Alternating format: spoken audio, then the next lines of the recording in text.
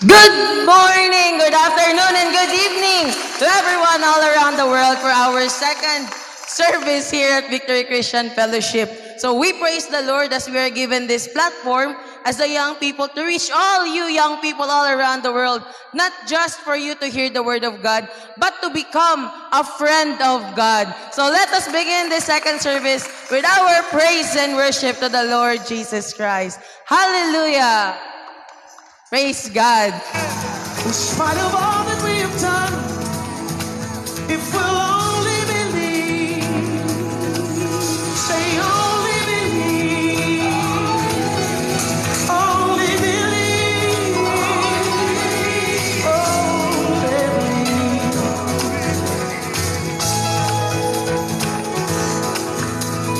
Who am I that you are mindful of me? That you hear me when I call. Is it true that you are thinking of me? How you love me? It's amazing. Who am I? Who am I that you are mindful of me? That you hear me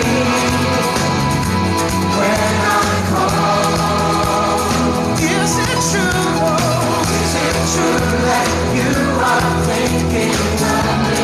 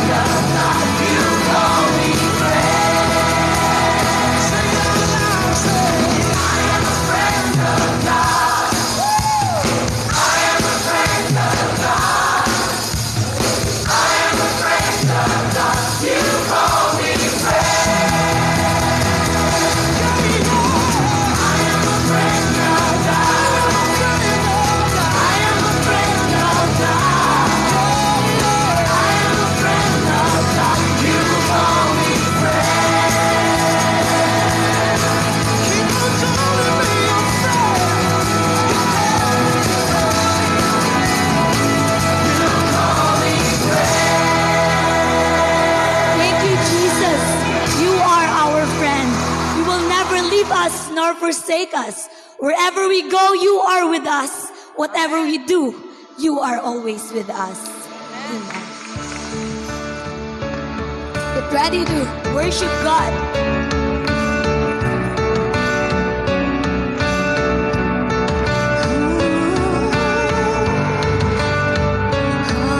Change us, Jesus, from glory to glory.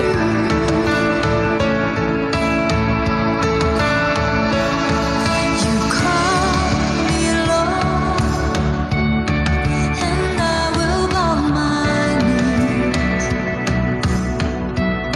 I lift my voice.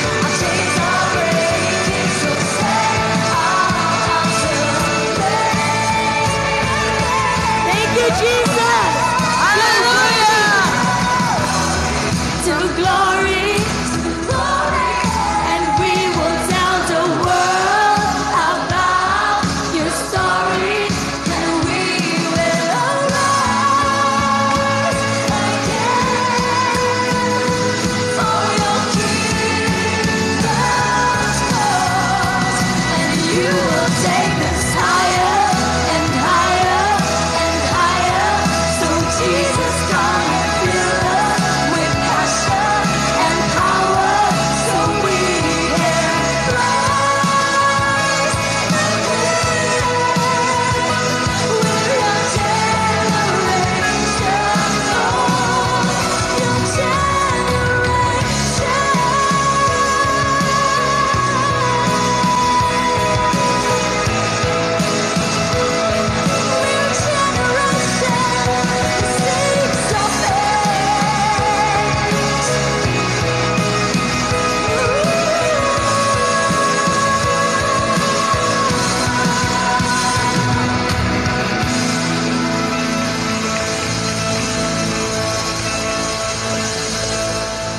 Hallelujah. Heavenly Father, in the name of Lord Jesus, we thank you for this wonderful day that you have given to us. This is the day that you have made. We will rejoice and be glad in it. We thank you, Lord, that in this generation, you have poured out your spirit. And so we can do beyond what we have expected. Thank you for the young people all over the world that you chose us, Lord. You chose us to be the expansion of your kingdom from Coronadal City to all over the world. This we pray in Jesus' name. Amen. Amen. Amen. Hallelujah. So we are praising the Lord Jesus Christ for another second service of Victory Christian Fellowship. So today there are two new young people na naman na binigyan ng Panginoon ng task to speak the word of God based on their testimonies. So they are one of the youngest sa amin naman na mga young people. The first one who will speak is RJ, and then followed by Tintin, their ate Tintin. And then the third is Carl Cedric Perez. Okay, so this will be one of their first na pagsasalita sa live stream to share their testimonies upon the books that that were appointed unto them. So this will be our breakthrough, and we believe that as we call on RJ, the first speaker for today, we believe that the Lord will pour out His revelations and His word through RJ to us and to everyone there in the live stream. We believe that you will be blessed of the changed life of all of the young people here in our ministry. Okay, so may we call on RJ? Good morning. My name is Ryan James Anthony Juarez, and thank you for this opportunity. So, the task that na binigay sa akin is John 14.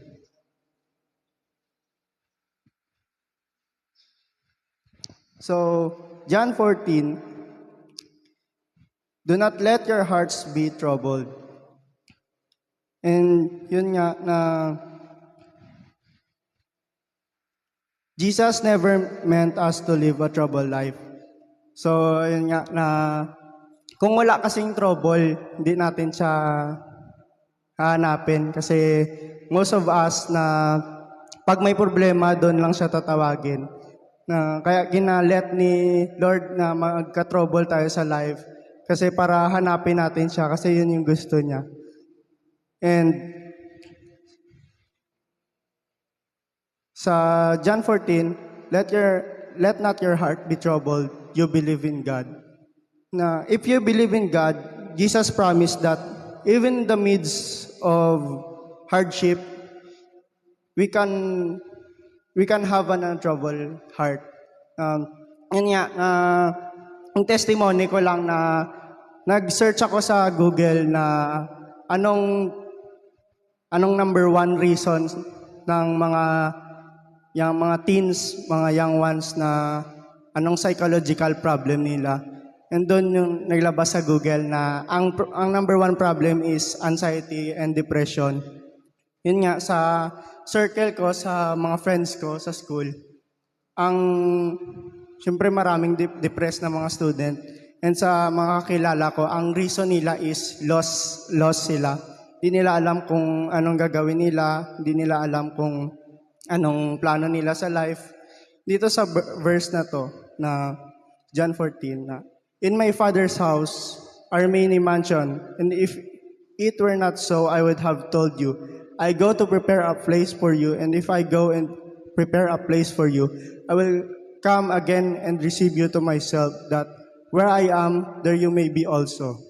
Yun nga, na sa verse na to na maka-help sa atin na mag-back on track sa atin ng spiritual life, na hindi pala tayo lost, may meron pala tayong may meron pala tayong na pupuntahan, na and sa ayun nga, na pag may purpose ka, always think sa kakapwa ko mga teens na lost dyan, always think a purpose kung anong purpose mo sa life. Na blessed talaga kami dito sa ministry na to, na alam namin yung purpose namin, kaya go with the flow lang kami. And nang iba talaga pag alam mo yung purpose mo, kasi alam mo kung anong gagawin mo. Wala kang time na masasayang, wala kang time na mapunta sa kasalanan. And yun nga yung i-share ko lang na about sa Holy Spirit. Yan. Na ang akala ng mga young people ngayon, ang totoo na power is yung sa games, kasi may power sila na doon sa games na yon. Pero ang totoo pala na power is yung Holy Spirit. Kasi sa Holy Spirit, ang fruit of the Holy Spirit, meron love, may peace. Ang true power is kaya mo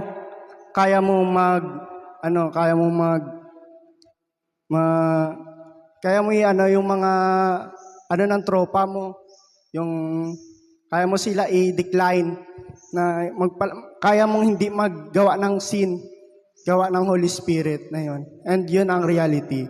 And thank God sa verse na to nga, na tulungan din ako, hindi lang kayo matulungan ng verse nito, kami man, kasi mahirap magsalita dito na hindi rin namin i-apply sa sarili namin. And thank you talaga sa opportunity kay Mama Marlene, nga bigyan na kami ng task ba to share this word.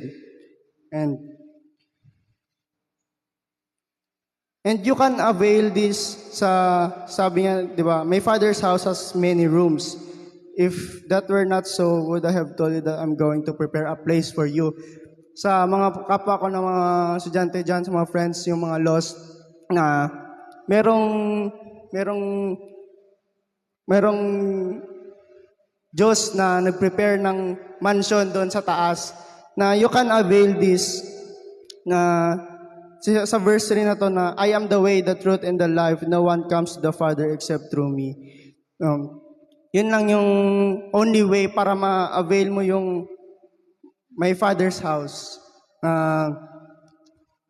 Kililahin no lang yung Ilonggo na lang ang mahirap ang Tagalog. Kailangan mo gid siya kilalahon. Kay if kilalahon mo siya, hindi lang ikaw ang ma-bless, kundi kung kilalahon mo siya, ang faith mo magtubo man ba. So if magtubo ang faith mo, hindi mo mamalayan niya, layo ka na gali ba? Nga hindi mo na mamalayan niya, wala ka na sa barkada mo, wala ka na sa sala, wala ka na sa mga tambay-tambay. Nga, nag-ano ka na lang ba? Pag ginaamat-amat niya, nga, basta focus lang. Ang naganihambal nila nga, kung gusto mong bago, hindi na sa gusto mo lang. Kailangan mo gid i-change ang mindset mo. Kay if you change your mindset, ng tanan gid magbago, kay if you're determined, kailangan na gid sa determination ba? Nga muna budlay gid sa mga kapwa ko, nga budlay gid magbago ba, kay syempre ang kalibutan may entertainment, nga budlay gid maghalindara sa entertainment, yun na syempre kay na entertain ka. Nga amo na gid kung hindi ka tamad, hindi ka gid ma-entertain. Kay ako kung tamadon ko, syempre mag-cellphone lang ako. Kag sa cellphone, amo gining number 1 entertainment, subong ba. Di kung wala cellphone, di ko ma-entertain. Nang ang ako niya focus sa iya lang gid. Nya muna tong i-share ko lang tong tong pandemic nya na ano gid kami dire ba na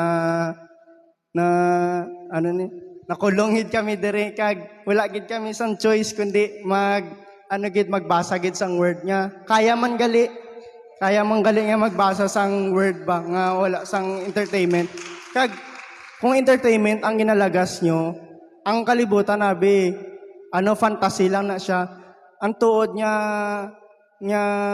entertainment kay ara na siya. Ara na gid siya tanan. Kagamo tong reality sa ang kalibutan full of fantasy gid. Nga kamo kung anong choice nyo kung gusto nyo fantasy o sa reality. Glory to God. Amen. Amen.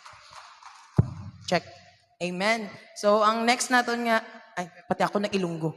So, ang sunod na speaker will not be here. It's Tintin. So, recorded na lang kasi high-tech talaga ang young people ng Diyos, ng BCF Coronadal. Okay, so next is Tintin. Hello everyone, I am Chris Franzen Doliente, one of the young people of the VCF Coronadal, Barrio dos lang po. And I may not be there physically, but an assignment from the Lord is an assignment that is to be fulfilled. So this setup felt quite nostalgic actually, since this was our setup during the pandemic, the COVID-19 breakout, wherein we share our testimonies through online, to recording ourselves, and a lot of things happened back then actually, and that moment was used by God for me to grow, for our family to grow. Anyways, character. This is the message that God wants me to share to you today. Character. God created us in His own image and likeness, according to Genesis 1:26-28. But what is image? Or image, para sa ibang mga tao. What is image? It is the character of Jesus, the character of God. And I've been studying the character of Jesus for quite some time now. And these are the characters that I discovered so far through His Word and through listening to the Word of God during the fellowship. Jesus is disciplined. Jesus is organized. Jesus has leadership. Jesus is prayerful. He focuses on the Word of God.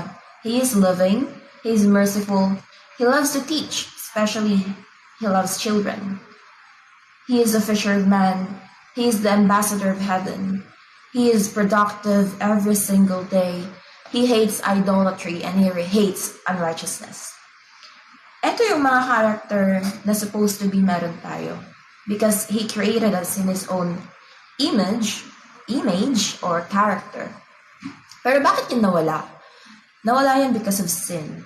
Mga kasalanan ng tao, because of rebellion.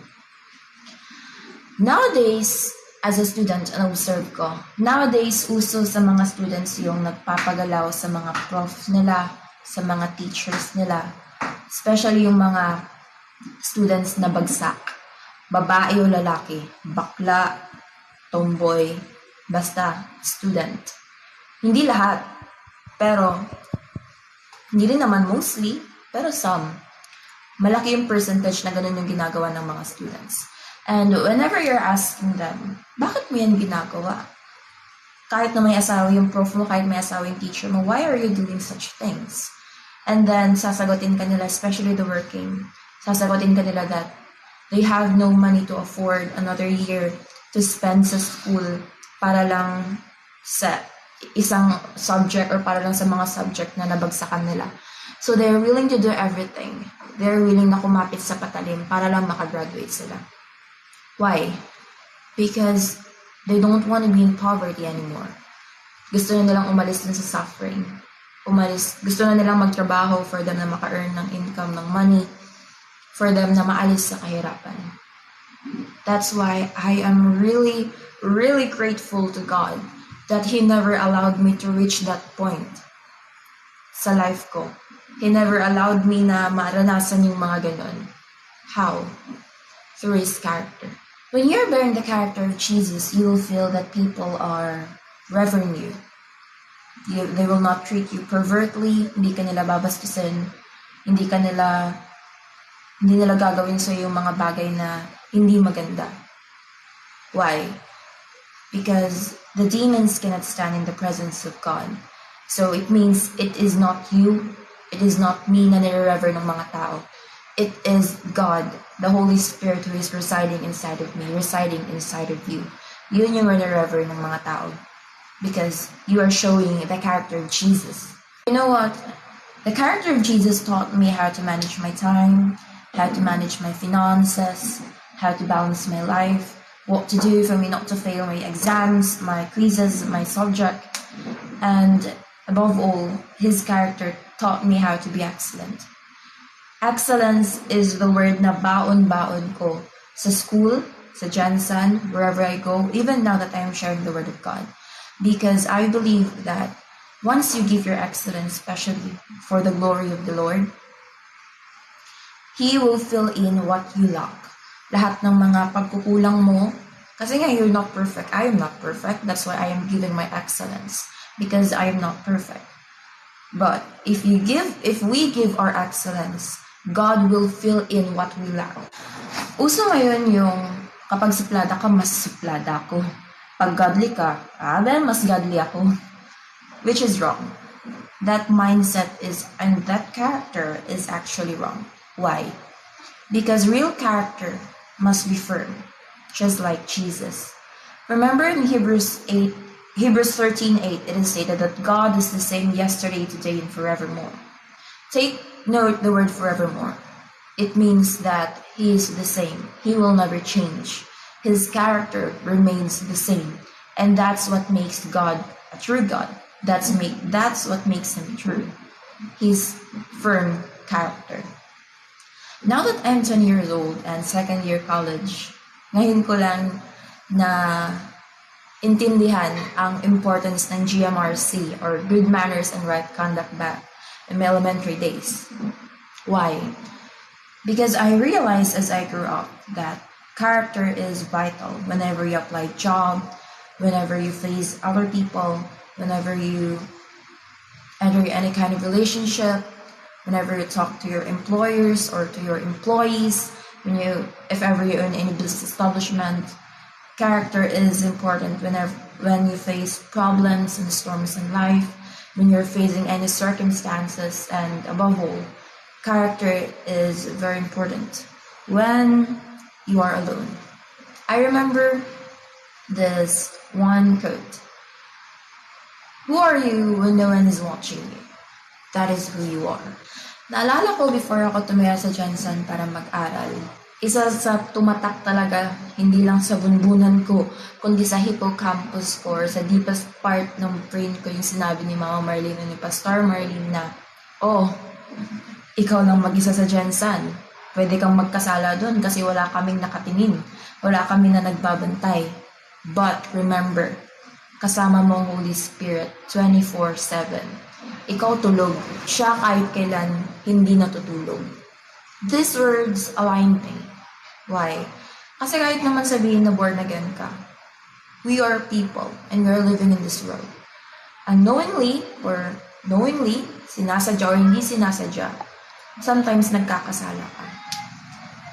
Probably minor or major sins. Any form of sin is considered as sin. So, nare-remind ako or naaalala ko yung mga words na yun. I really thank God that through equipping of the saints and PPW, especially back during the quarantine na nababad kami sa salita ng Diyos, tinuruan kami kung paano ma-realign agad-agad sa Holy Spirit. Hindi ko na kailangan umuwi ng Marbel for me na lumuhod dun mismo sa physical building sa altar ng church para lang ma-reconnect ako sa Holy Spirit. Because the Holy Spirit is already residing inside of me. He is already with me. Kahit nasa CR ako, nasa kama ako, nasa school ako, nasa mall ako, nasa resorts ako, saan man ako pupunta. The Holy Spirit is always with me. And He is living inside of me. So, I can reconnect to Him agad-agad. All I have to do is repent and decide not to do those things that I did again. Kasi real repentance is not saying sorry, sorry, sorry, and crying with a lot of tears, but real repentance is turning, or balik ka lang agad sa Diyos. You turn away from the sin na ginawa mo. Repentance is acknowledging that you did something or hindi mo ginawa you did something against the principle of God. And so, kailangan mong bumalik doon sa principle niya.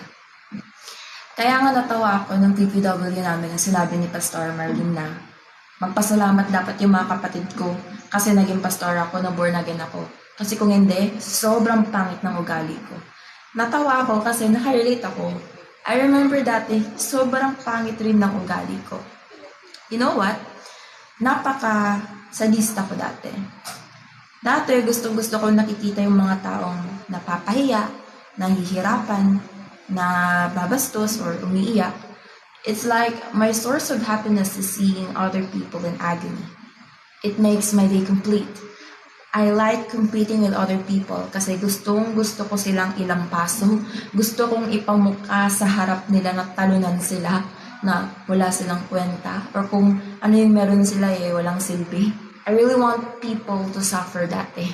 And then, natawa kami while traveling to Isulan. Kaya sabi ni Pastora, mas malala ka pa pala. Mukhang right hand ka ni Satanas. Which is, I'm very thankful kasi dun, inalis na ako ng Diyos dun. As he said in 1 Corinthians 5:17 to 18 that those who are in Christ are already a new creation. The old is gone and the new has come. When I surrendered my life to Jesus, yun yung part na medyo mahirap alisin. Medyo mahirap na alis as a person. Siyempre kay Lord madali yan. But then, He needs my cooperation. So yun yung medyo mahirap alisin. Kasi nga, siyempre, sino ba namang tao yung gustong maalis yung source of happiness niya, di ba? Kahit sabihin na ganun yung source of happiness ko dati, source of happiness pa rin yun as a person dati. And then God, through hearing the Word of God, the Lord made me realize that my source of happiness is not in this world. It is not the agony or the cries of people, but my real source of happiness and satisfaction is the Lord Jesus Christ. Halala ko nga, dati, kapag nasaktan ako, ibabalik ko yan sa tao, doble or triple. But then, sabi sa Matthew, di ba, kapag binato ka ng kapag sinampal ka, ibigay mo pa yung kabilang cheeks mo at ipasampal. And kapag binato ka ng bato, batuhin mo ng tinapay. Nakakatawa siya, yes, but it actually shows humility. And humility is one of the main character of Jesus. Humility, you remain humble despite of lahat na sasabihin ng tao, lahat ng ibabato nila sa'yo, lahat ng pananakit nila sa'yo. You remain humble. Why? Because your trust is in the Lord Jesus Christ. You know that vengeance does not belong to me anymore. It does not belong to us. It belongs to the Lord only. Lastly, as I end this, I want you to know that just like Queen Esther, character will remain as to our position in Christ. So, thank you. And I thank you for listening. And I hope that you got something. And above all, I give all the glory to the Lord Jesus Christ because glory does not belong to me. Hindi ko kayang glory, para yan kay Lord. Glory to God. Praise God. Thank you so much, Tin, for sharing an insightful message to the young people. Earlier, RJ has shared to us the book of John, chapter 16, chapter 14, and now we have here Carl to share to us the John chapter 15. Hello everyone, good morning. Ako pala si Carl Cedric Perez, isa sa mga young people dito sa BCF Ministry. Ang ma-share ko po ay ang natutunan ko about sa John 15.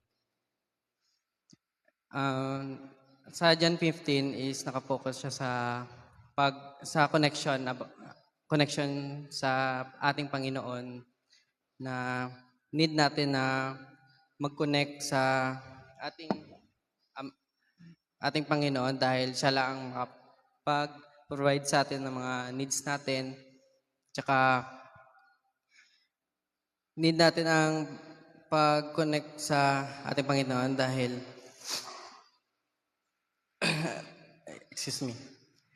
Dahil sinabi niya, isusupply niya ang mga needs natin tsaka mga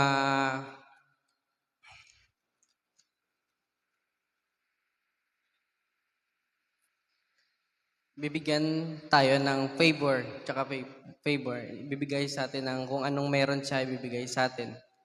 Tsaka sa sinabi dito need natin ng connection. Ano ba ang connection? Connection is dapat nakakonect tayo sa anak niya dahil siya lang ang daan at ang daan sa Panginoon Diyos. Katulad din dito sa atin, sa Wi-Fi, need natin ng password. Katulad din sa kay Jesus na need natin siya para makakonect tayo sa presensya ng Diyos. Tsaka sa connection din na dito sa atin sa lupa na paano tayo makakonect sa mga matataas na mga tao dito sa lupa is dapat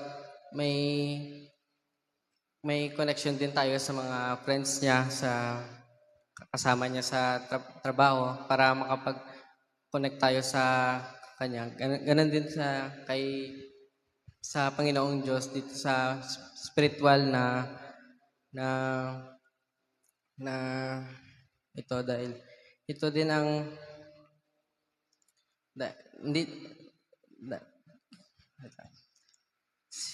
tsaka si Jesus lang talaga ang atin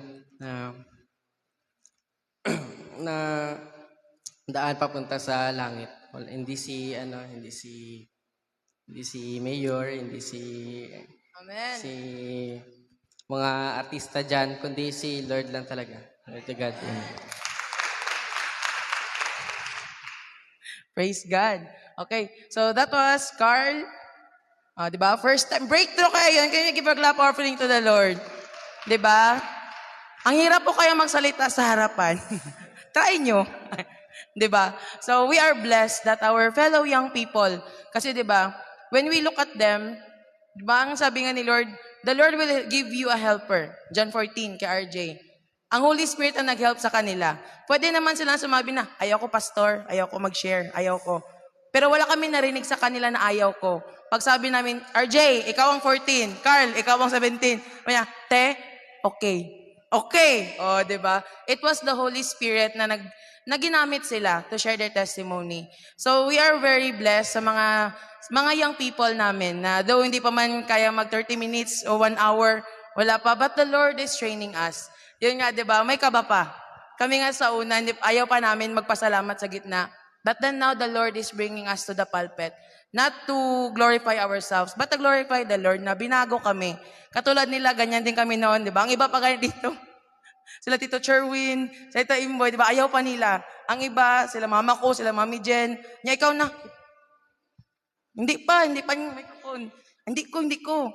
Di ba? But when the Holy Spirit fills you, pag tumayo ka na sa pulpit, and you know that your purpose is to share the Word of God, magugulat ka na lang, lalabas at lalabas ang lahat ng nilagay ni Lord na word na nandyan sa'yo. Yun ang sa John 14, na gusto ni Lord na malaman natin that who is the Holy Spirit? He is your helper. He will help you speak. He will help you remember the verses, the words.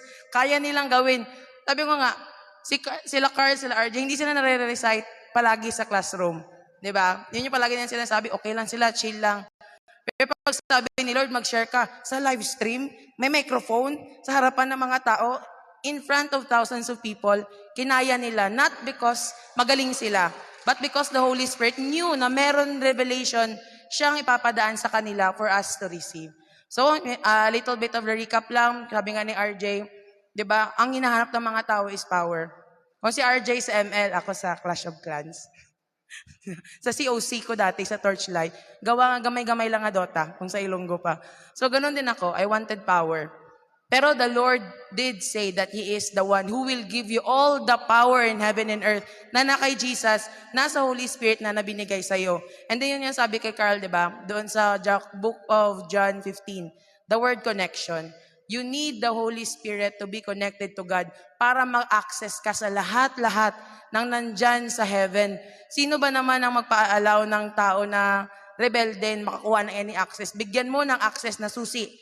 Ang kawatan, ang magnanakaw sa bahay mo. Syaro, pagbalik mo, wala nang natira. Baka nga pati trapo or pati plato mo, wala na sa bahay mo. But when you give access to someone na alam mo na may Diyos, then you are giving access to someone that will bring heaven and blessings to your home. So we are blessed sa mga young people natin na binigyan talaga ng Diyos ng opportunity to grow here in this ministry natin. Pati ako pala, young people din ako, 25. So, we are praising everyone and we acknowledge that the Lord is really the one moving in all of our lives. So yun nga sinabi nga ni Pastora, it is our time, not our time to shine, but our time to allow the Lord to shine with us, in us, and through us, so that the world can understand and can receive the same light. We are saved to be saved. Yun yung number one na gusto ni Lord. Bakit niya pinili ang mga hindi qualified? Hindi kami qualified. Ako, hindi ako qualified. Si Carl, hindi siya qualified. Si RJ, hindi siya qualified. Even si Pastora Marlene, hindi siya qualified. Kung tao ka lang, wala ni isa sa atin ang qualified to speak. But once we have received that Holy Spirit, we are being transformed, trained, we are purified to be qualified, not just to be saved by the Lord, but to save other people. So, glory to God, and we believe na meron ding follow-up pa si Lady na summary naman sa na-share today. Praise God! Good morning! Buhay pa ba ang lahat? Walang response. Again, good morning! Praise God. So, first, I would like to congratulate Carl and RJ for the excellent job sa first time nilang mag-share sa pulpit. So, I'm very happy na makita yung mga sa mga boys department namin kasi usually puro girls department, nagsasawa na kayo sa mga mukha namin, sa boses namin. So it's high time na for the boys department na maging ma-empower din sila and to speak out what they experience so that mga young people na mga boys makarelate sa kanila kasi kung puro girls lang, hindi makaka-relate yung mga lalaki, di ba? Maganda yung balance tayo. So, we are thanking God that VCF young people are balanced. We have girls and boys department. So, fair masyado yung paghati-hati ng aming function dito sa church. So, first of all, I would like to emphasize the effort of RJ and Carl. Kasi kagabi, nagchat-chat kami sa group chat and they say, anong i-share ko, paano simulan, and everything. Parang gusto daw nila magbigay daw ng summary para may makuha daw sila ng mga insight kasi nagsa-study sila kagabi. And narinig ko kanina na si Carl, mga madaling araw pa siya gumising para lang mag-study ulit just for this. So makita mo na it is not about how good you speak. It is not about how smart you are. It is not about how well you stand in front of people. Hindi yun yung hinahanap ni Lord. God is looking for your availability and for your willingness to share His word. So, RJ and Carl did their part in doing that and showing God that, Lord, we are willing. So, I'm also encouraging lots of young people all over the world na hindi nyo kailangan maging magaling. Just make yourself available for God and He will do it. Siya yung magpapakita sa'yo that you are able because it is not you. It's Him who's gonna talk in front of people. Just make yourself available for Him. So, today our emphasis is about Holy Spirit.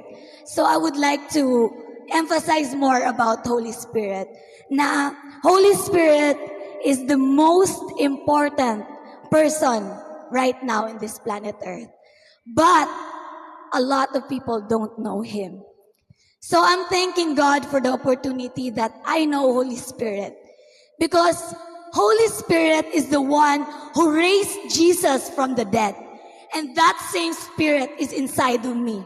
So kung ganun ka-powerful yung Holy Spirit na yan, na kaya niyang buhayin si Lord, how much more kung nandyan siya sa akin, ano yung magagawa ko?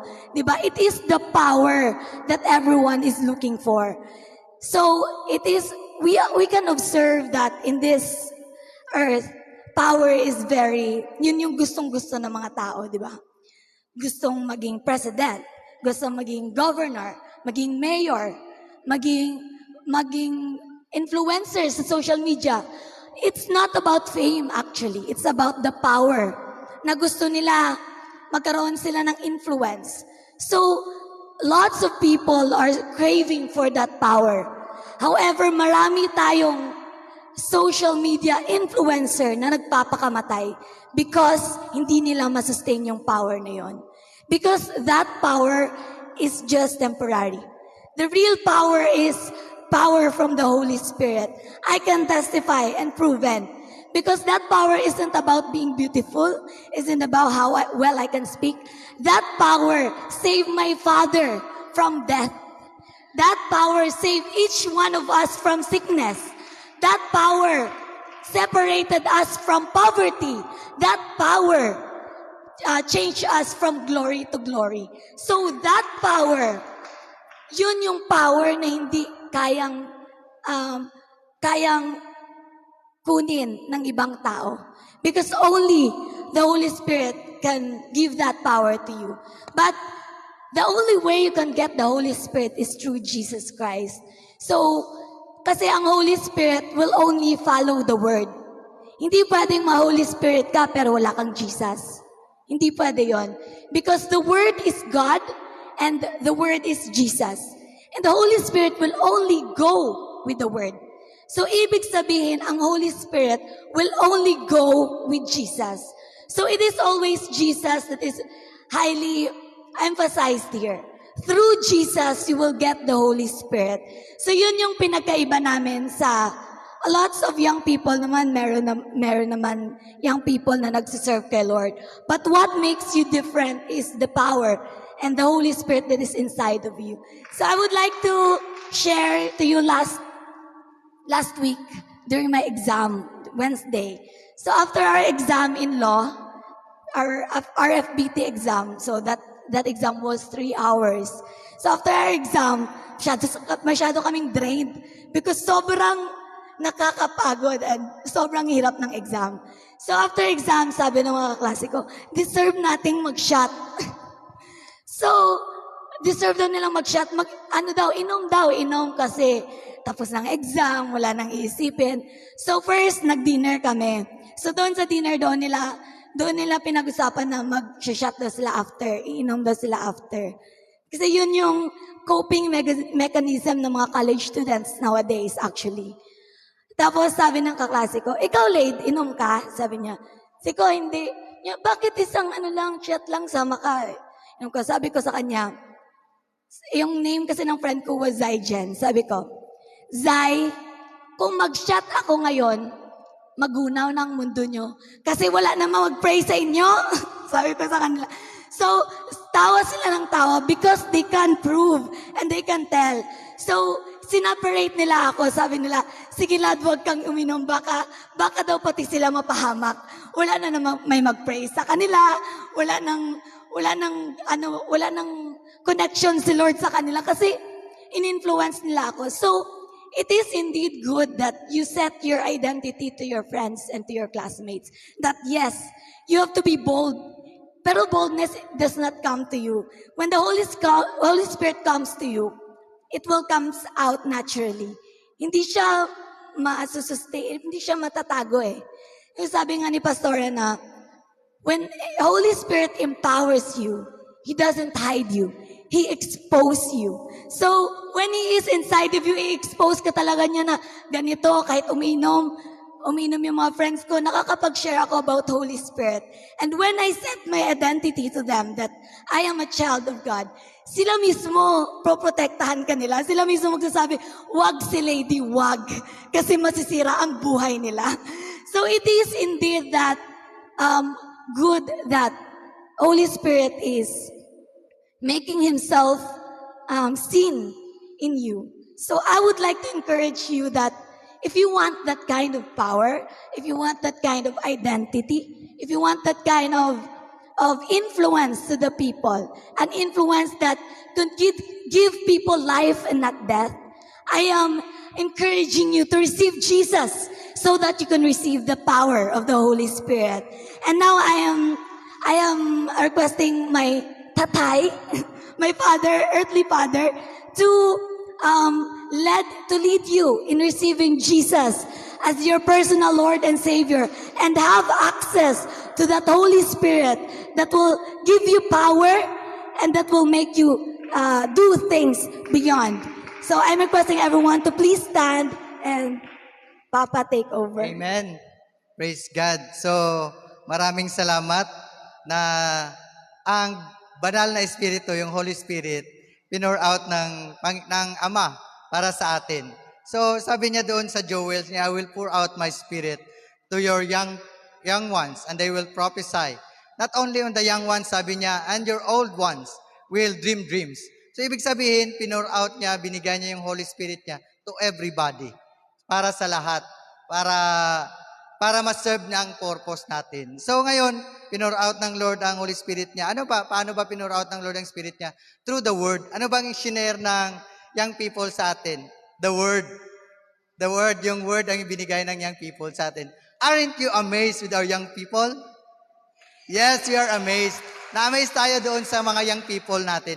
And we too, the young once upon a time, are also desiring to be forever young. Amen?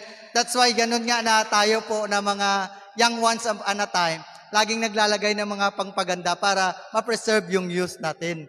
But as we see to our young people, as we nakikita natin sa ating mga young people, na sa edad nilang yan, sa edad nilang ganun, they are so blessed na maiisip natin sana nung panahon kami ganyan din. So, but the Lord said, kung matatanggap mo daw yung word niya, sabi niya doon sa Joel, I will restore to you the years that the swarming locust has eaten. So praise God that i-restore ni Lord yung mga swarming locust, yung mga sickness na nagpatanda sa ating mga young na mukha. So praise God na, Lord, salamat, yung youth namin will be restored back. Sabi niya doon sa Psalms 105:3, sabi niya, the Spirit that is being poured out is the one who will satisfy us with good things so that our youth will renewed like an eagle. Aren't you excited, young once upon a time, that your youth will be renewed like an eagle? So totoo nga no, that the Word of God is the Word that lasts forever. And if the Word is in you, and the Word that is, yung Word ay na-receive mo, siyempre yung Word magstay sa iyo. Yung Word that has power, which the Word that has the Holy Spirit, yon ang magstay sa iyo, and your youth will always be renewed like an eagle. Sabi niya pa sa Joel, I will bless you that you may eat plenty. So, hindi lang pagkain yung ma-eat mo, kundi you will eat plenty of words that our youth will remain forever. So, ang question is, do you already have received the Holy Spirit? Kung hindi pa, it's about our time to receive Him so that we will have our youth, our strength be renewed for the glory of the Lord. Pwede po natin itaas sa ating mga kamay, tanggapin natin yung ibinigay na Holy Spirit. Sapagkat pag hindi nyo tinanggap, syempre, yun lang yung word na yun, walang power. But if you receive and believe, the word will have power in you, and the Holy Spirit will manifest what is the spoken word. Sabi nga ng Panginoon, you are already cleansed because of the word that I have spoken to you. Sinabi niya yan doon sa John 15, na cleanse tayo. So, ibig sabihin yung mga dirt sa atin, hindi lang sa ating mukha, kundi lahat ng dirt sa atin, had been cleansed by the word that the Lord has spoken to us. So we have to receive the word and the power of Holy Spirit so that it will manifest in our lives. Let us pray. Ama namin sa langit, sundin niyo po ako. Ama namin sa langit, maraming salamat sa ibinigay niyong banal na Espiritu at sa grasya na matanggap namin ang kapangyarihan ng inyong salita na kung aming paniniwalaan at lalabas sa aming mga bunganga, anuman ang aming sasabihin sa pangalan ninyo, mangyayari sa amin. Salamat, Panginoong Hesus, tinatanggap kita bilang aking Panginoon at tagapagligtas. Namatay ka, inilibing, at sa ikatatlong araw, ikaw ay nabuhay. Umupo ka sa trono ng Ama, ngunit hindi mo kami iniwan. Bagkos, ibinigay mo ang banal na Espiritu mo para sa amin. At kami, ngayon, ay mayroon ng banal na Espiritu, ang promesa na mayroon kaming kapangyarihan sa lahat ng aming sitwasyon. Salamat sa kapatawaran. Kami po ngayon ay inyo ng mga anak dahil sa aming paniniwala sa inyo. Ito ang aming dalangin sa pangalan ni Jesus. Amen. Praise God.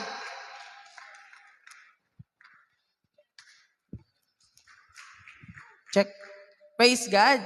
So may request everyone to please stand. Pumunta na po tayo sa harapan. And let us praise and worship the Lord to end our service. Hallelujah.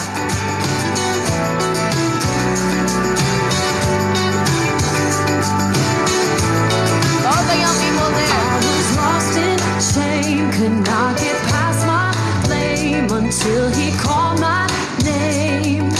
I'm so glad he changed me. Darkness held me down, but Jesus pulled me out. I'm no longer bound.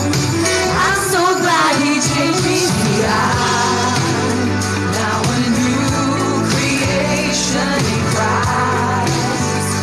The old has gone, there's new life. I live by faith, not by sight. Everybody, there is a new name written down in glory, and it's mine. Yes, it's mine.